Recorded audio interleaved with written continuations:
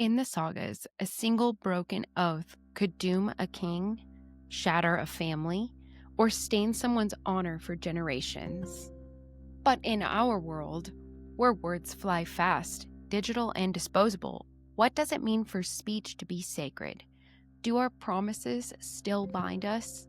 Or have we forgotten the weight of our own tongues?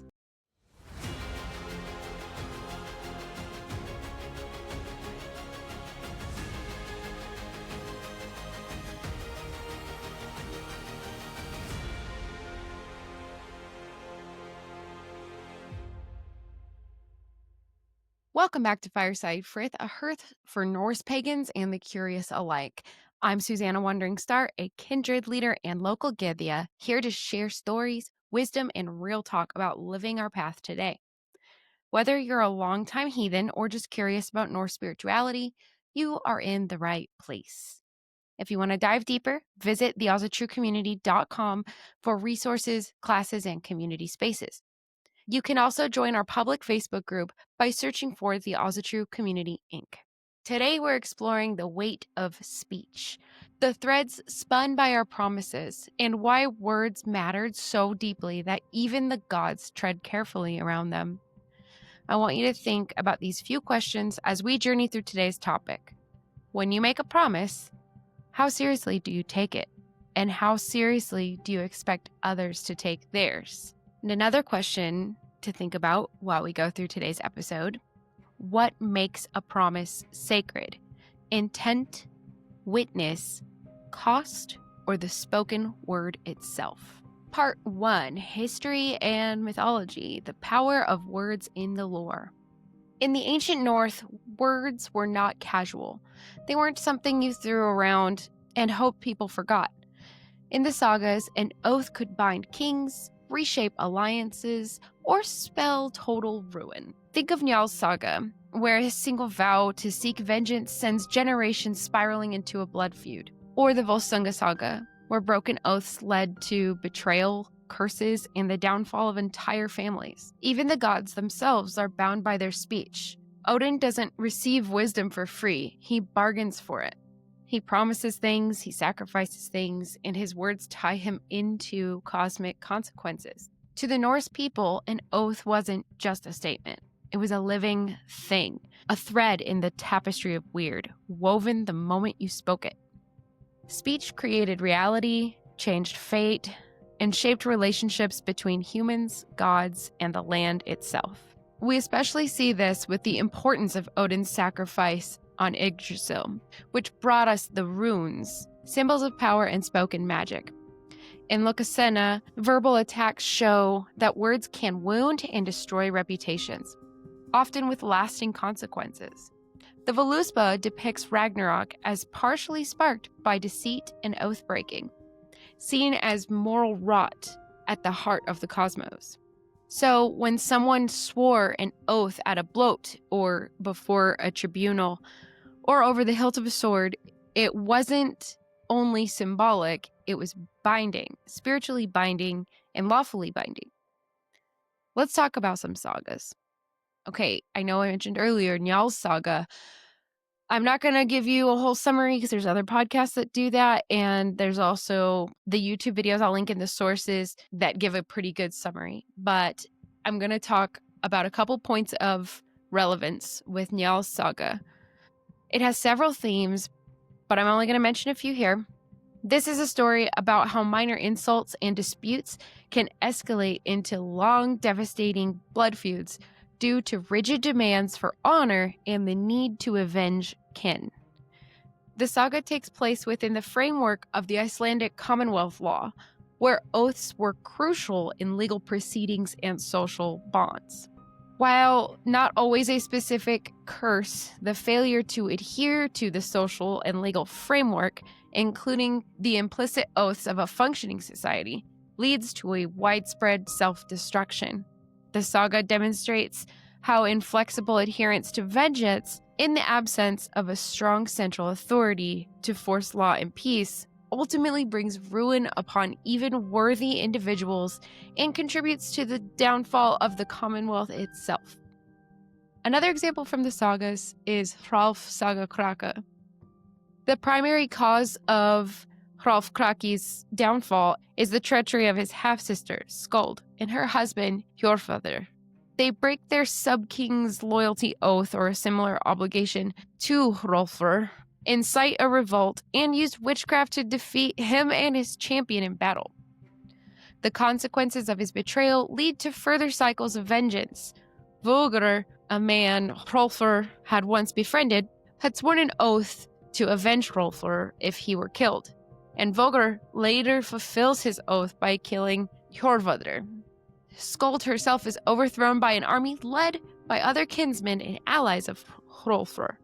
In one version of the story, Hrolf's own refusal of help from the god Odin, who was disguised as a farmer, basically meant he was refusing victory.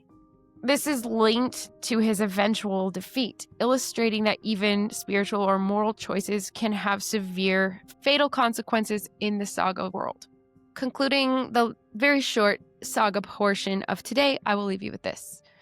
The sagas highlight a worldview where oaths in one's word are sacred, and their violation leads to the breakdown of social order, inevitable conflict, and a tragic end for all of those involved. While Njal's saga focuses more on the legal and social implications of a rigid honor code, Hrolf's saga Kraka includes elements of outright treachery and divine and magical consequences. Historically speaking, we can see several ways the Norse people of ancient times put a lot of value on speech and language. In Viking law codes, like Gragas and Gulathing, oaths established truth, determined guilt, and sealed alliances. This was a legal and social contract. The thing, or assembly, was a space where truth and words determined justice. Lying under oath could exile or curse you. False oaths were seen both as legal crimes and spiritual pollution. In a ritual context, oaths were sworn over sacred objects, such as weapons, oath rings, or altars, invoking the gods as witnesses. Swearing on rings at temples, described by Tacitus in Eyrbyggja saga, was sacred. Breaking such an oath risked divine wrath. The temple ring, from archaeological and literary sources, symbolized divine witness to promises. And finally, our words as magic. The Norse concept of Seidr and Galdr, which is magical chanting and spellcraft, shamanic-esque journeying, it shows that vocalization itself carried spiritual force. Silence also held weight. Breaking it improperly could desecrate a rite. Warriors' boast, or drengskaper, reflected honor. One's word was as binding as an iron chain. The flyting, or ritual insult contests, reinforced that even hostile speech was a form of structured magic. Words could defend, destroy, or define. Part 2, a modern perspective. Our relationship with words has changed. We live in a world where promises are flexible, where I'll call you back doesn't really mean anything, where companies break contracts, people in power break their word, and even in our personal lives, many of us shrug off commitments the moment they become inconvenient. Some of this is a cultural shift, or maybe even a survival strategy, and some of it is because we've forgotten that our words could be sacred. Think about how often we say things like, I swear to God, I promise I'll get to it. I'll be there. I've got you. We say these without thinking. But do we mean it? Or do we just say it to smooth the moment over? In modern heathenry, this is still a conversation. What does it mean to give your word? Do we uphold oaths? Do we avoid breaking them? Do we treat them with reverence or anxiety? And how would our spiritual lives change if we reclaim their sacredness? Now let me be transparent. Not everything we say has to hold the same value as an oath. Sometimes it's fun to be goofy and just make noises throughout our day. I do this a lot, and it keeps things interesting for sure. Sometimes I don't even realize I'm doing it, and until like my husband or someone around me starts giggling at me or imitates me. Here are some modern ways we use speech and how we can reclaim sacredness in our words. Here are some practical steps rooted in heathen ethics, community building, and simple human honesty to reclaim the sacredness of our words. Number 1, stop making casual promises. Number 2, use I intend to instead of I promise. Actually, wait, we're going to go back. Number 1, stop making casual promises. If you know you can't do it, don't say you will. It's as simple as that. If you'd like to do it, but you know you don't have time, you could say I intend to, but I may need some more time or a couple extra weeks or months, whatever it is. Number 2, use I intend to instead of I promise. This acknowledges that weird shifts, life happens, and you honor the truth. If we do intend on keeping the promise but know of a personal flaw, you can make whoever you are attempting a promise to aware. This makes our speech more authentic and true. And a perfect example is when you tell a friend you're on your way, but in fact, you are rushing to brush your teeth and get dressed because you slept through your alarm clock. That may have been me this morning. An alternative to making plans with hard time slots, you can add a grace period. Yes, let's meet for coffee at 9:30-ish instead of saying 9. Super glad that I did that today. The time frame was like 9:30 to 10-ish. And that's when it ended up happening. It was great. I had some friends over. We were working on my craft table. It's very busy in here this week. Number 3, when you do swear an oath, do it with intention. A real oath should be rare. It should be deliberate, and it should be tied to your values. Every oath should be sacred, but not everything you say should be an oath. No one is perfect, and trying to live up to that standard can be overwhelming and exhausting. Number 4, if you have to break a commitment, acknowledge it. In the sagas, a broken oath without restitution is what brings disaster. So you want to apologize and correct. That's the modern offering that I am giving to you all. Apologize and correct. If you can't correct it, acknowledge that you are wiser than you were yesterday and that you will attempt to not make that mistake again in the future. Using that language that's I intend to instead of I promise. On the other side of the coin, though, I do think that honor is more important than an oath. You can think about this like taking an oath to a leader or wedding vows, but if the situation is no longer honorable, whether it be corrupted for whatever reason, then it makes sense to break the oath. If you guys are confused on that one and need some specific guidance on something, then reach out to me at podcast@theoppositetruecommunity.com. I am not a therapist, but I am a minister. So if you need a little bit of spiritual guidance, if you're feeling conflicted on something that has to do with breaking a commitment or an oath, reach out. I am here to help.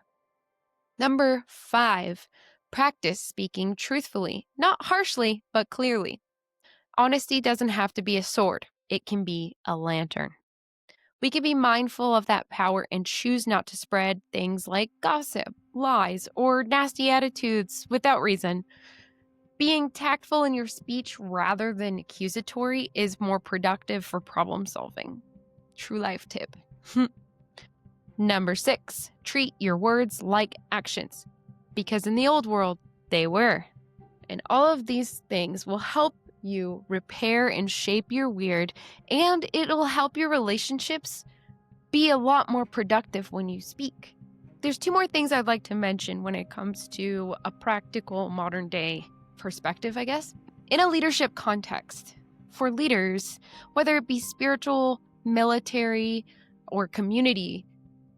Breaking one's word can erode frith and the trust your group has in you. And this is especially crucial at the beginning of your leadership term or if it happens repeatedly. When I use myself as an example for my Kindred's discussion group, it didn't go as well as I thought it would. I talked to them about how they would feel if I canceled the Yule ritual that happens at my house the day before, as an example. They kept telling me that I wouldn't do that unless the reason was life, limb, or eyesight, and they'd simply ask me to email someone the ritual that I wrote so they could perform it, and they'd get together to choose a different location. Honestly, it was a horrible example because they all said that I've shown up and gone above and beyond for the group to have activities, discussions, and rituals together. Then I asked them if I did multiple rituals or discussions in a row. They also said they'd just ask if I needed to take a break for a little bit. So I don't know if I'm a good leader, if I just have an awesome kindred. It's probably a little of both of those things. But as I said earlier, if you are just starting as a leader and people haven't built that trust in you yet, canceling things at the beginning, just from the get-go, being real flaky, that can create some negative feelings towards you. The last thing about our words and the modern perspective, I want to take a moment to talk about healing words. Just as words can curse, they can also bless and heal. Verbal affirmations, prayers, and charms are modern echoes of Galder. And reclaiming mindful speech is a form of modern magic, shaping the world through language aligned with intention. This also goes into how we speak to children. Now, I don't have kids, so take my words with a grain of salt. But here's a fairly extreme instance. Saying, "you dummy," when a child makes a mistake can be damaging. Changing the language to asking them, "why did you do that? Let's talk about it," can encourage growth and problem solving. Another thing to think about, whenever I talk about how we treat children, you can also use that to reflect on how you treat yourself or the child inside of you. This kind of goes into a little bit of shadow work and really trying to heal the child within and being the adult that you needed and treating yourself like you're treating the kid that's inside of you, being what they need, being your own best friend, advocating for yourself, things like that. One of the biggest things here is negative self-talk. It can slowly deteriorate your self-esteem. And I'm still learning how to not talk negatively about myself. Sometimes I feel stupid and I say, "man, I feel so stupid," or "I am so stupid."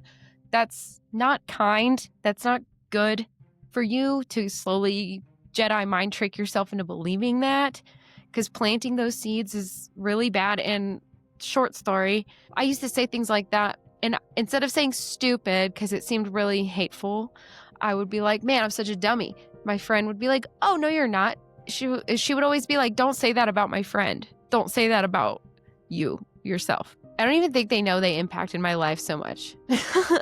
But hearing that all the time really helped me change the way I talk about myself to myself. What else did I put in my notes? Yes, I use stupid as an example. Instead of telling yourself, "I'm so stupid," after a silly mistake like losing your keys, you can have grace with yourself. If you lost your keys in your own house, clearly your mind was likely occupied with too many things at once.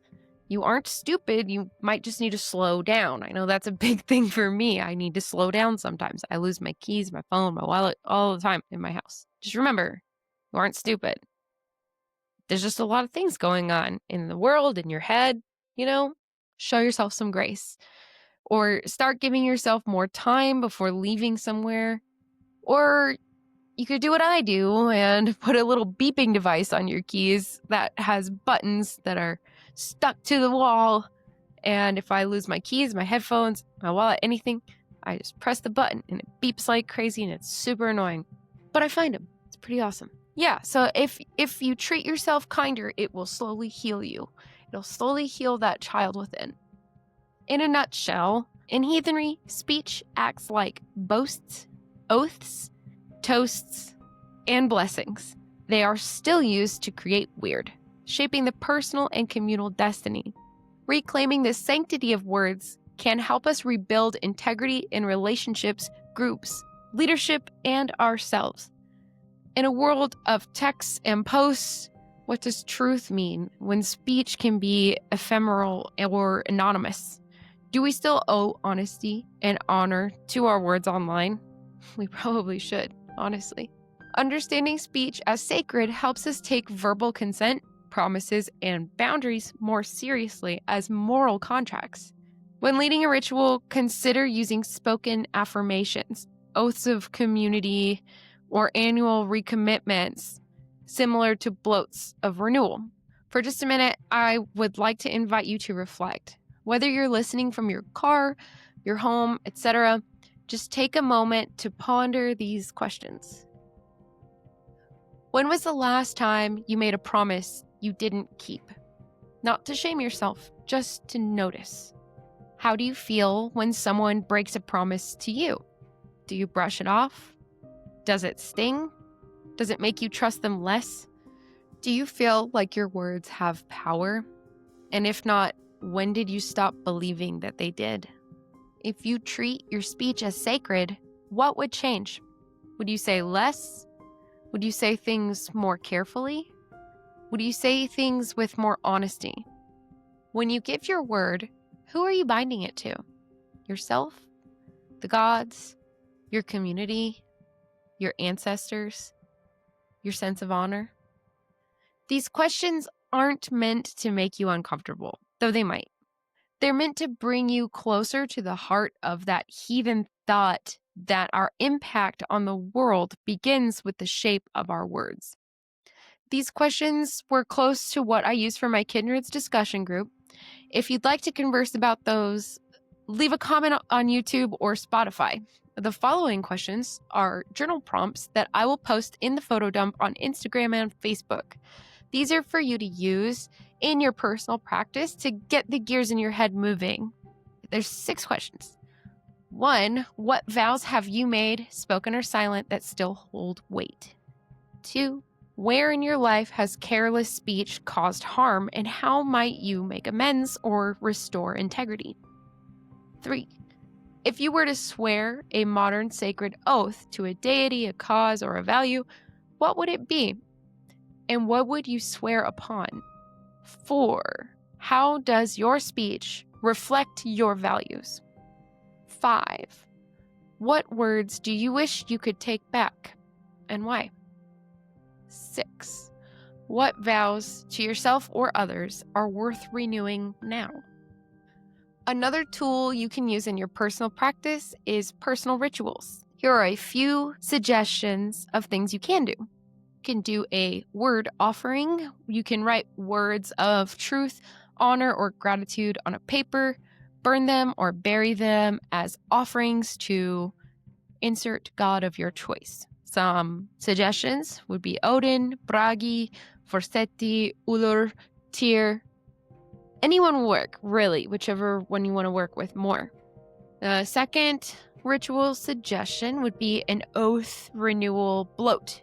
You can write a short vow you intend to uphold for this season or a personal goal. Speak it out loud over a symbolic object like a ring, a tool, a weapon, and seal it with mead or water to the gods as witness. The third ritual is a rune focus on Ansus. In short, this is the rune of speech, inspiration, and divine word. Or you can also use Gebo, which is that reciprocity, that gift for gift bond. The last ritual suggestion is speech purification. You can burn slips of paper with words or promises you regret, releasing them with intention to rebuild integrity. Like me, promising to get my life together by the time I was 30. Well, it happened when I was like 32, 31, nope, 33. Somewhere around then. That's a really hard promise to make. I don't recommend making those kinds of promises to have something in life figured out by a certain age because we're all on different paths. Whether you get married right out of high school or in your 40s, it does not matter. Everybody's story will be unique to them. So, what makes speech sacred? It isn't the ritual setting. It isn't whether you swear it on a ring, a hammer, or a sword. It's the intention, the awareness, and the courage to let your words matter again. When we speak with purpose, our words stop being just noise. They become ties of frith, threads of weird, and acts of honor. Maybe the world would look a little different. Maybe we would look different if we treated our speech not as something disposable, but as something powerful, living, and sacred. Before I do the outro, I'm going to give you guys this little quote by Carl Sandburg. Be careful with your words. They can only be forgiven, not forgotten. Thank you for joining me again on Fireside Frith. If you enjoyed our chat about the power of oaths and words, don't forget to follow or subscribe wherever you listen and share this episode with your community. Next time, we'll be diving into a story that sweeps across Europe. Ghostly riders, winter winds, restless spirits, and the terrifying beauty of divine procession. Yes, we are talking about the Wild Hunt. This will start off our series of Yule-themed episodes that will go through the whole month of December. We'll talk about its origins, variations, and its warnings, and why some heathens still feel it rushing through the dark winter nights. Sources for this episode will be linked in the show notes, and I'll leave you with one more thing to ponder. If your words today could write the next verse of your saga, what story would they tell? Until next time, may your words carry honor and your promises shape good weird. This has been Fireside Frith, where the flame never dies.